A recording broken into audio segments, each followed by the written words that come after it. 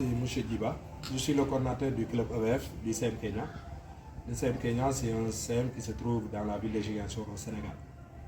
Alors, nous faisons cette petite vidéo pour un peu parler de la pollution des mers et des océans. Mais avant tout, je souhaiterais faire un petit témoignage sur notre collaboration avec Sang Solidaire. Il faut dire que cette collaboration date de plus de 5 ans et nous avons travaillé sur plusieurs projets. Le premier projet sur lequel nous avons travaillé avec Sang Solidaire, c'est au niveau du jardin potager de l'école. Et Sang Solidaire nous a financé et ils nous ont permis d'acquérir tout le matériel nécessaire pour démarrer le jardin, notamment la clôture et tout le matériel dont on avait besoin pour démarrer le jardin.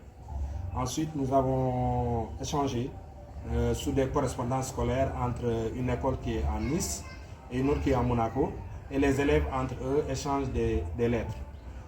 Nous avons aussi travaillé sur un forage. Sang Solidaire a pu financer un forage au CM Kenya, ce qui a beaucoup contribué à régler le problème de l'eau au niveau du collège. Donc la dernière chose sur laquelle nous avons travaillé ensemble, c'est au niveau de Mission Solidaire, deux écoles qui sont venues cette année au CM Kenya, l'école de Nice et un lycée de Suisse, où les élèves sont venus ici.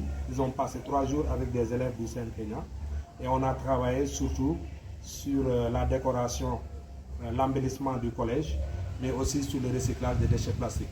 Donc c'est le lieu ici de remercier Sang Solidaire pour tous ces projets communs que nous faisons depuis pratiquement aujourd'hui 5 ans. Donc sur le thème de la pollution de la mer et des océans, il faut dire qu'ici à Ziguinchor, nous n'avons pas de mer ni d'océan, mais nous avons un fleuve.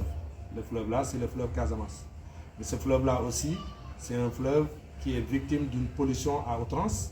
Je vais laisser les élèves qui sont là devant moi ici pour qu'ils parlent un peu des causes de cette pollution-là, des conséquences qui découlent de cette pollution, mais aussi les solutions que nous pouvons envisager ensemble pour mettre fin à cette pollution.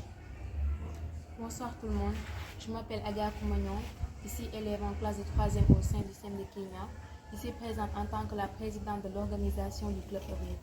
Bon, moi je vais vous énumérer les causes qui sont à l'origine de la pollution du fleuve Casamance. Le fleuve Casamance a 2 causes différentes qui sont toutes des causes humaines. La première cause est le rejet de déchets ménagers par la population d'ici. La deuxième cause est que les usines qui sont à côté du fleuve, comme les usines de poissons ou de crevettes, jettent tous leurs eaux usées ainsi que les déchets toxiques qui proviennent de leur transformation dans le fleuve. Et pour leurs conséquences, je vais laisser ma collègue pour vous les énumérer. Bonsoir à tous, moi c'est Ndébou Bunyaï, élève en classe de 3e aussi au CM de Kenya, ici présente en tant que vice-présidente de la présidente de l'organisation du club EVF. Bon, moi je vais vous donner les conséquences. La pollution, les conséquences sont la pollution des eaux usées, la rareté de la poisson et l'augmentation des prix de la poisson qui deviennent très chers. Je vais laisser mon collègue. Bonsoir, je me nomme Amadou Bambadao, élève en classe de 3e, membre du club EVF.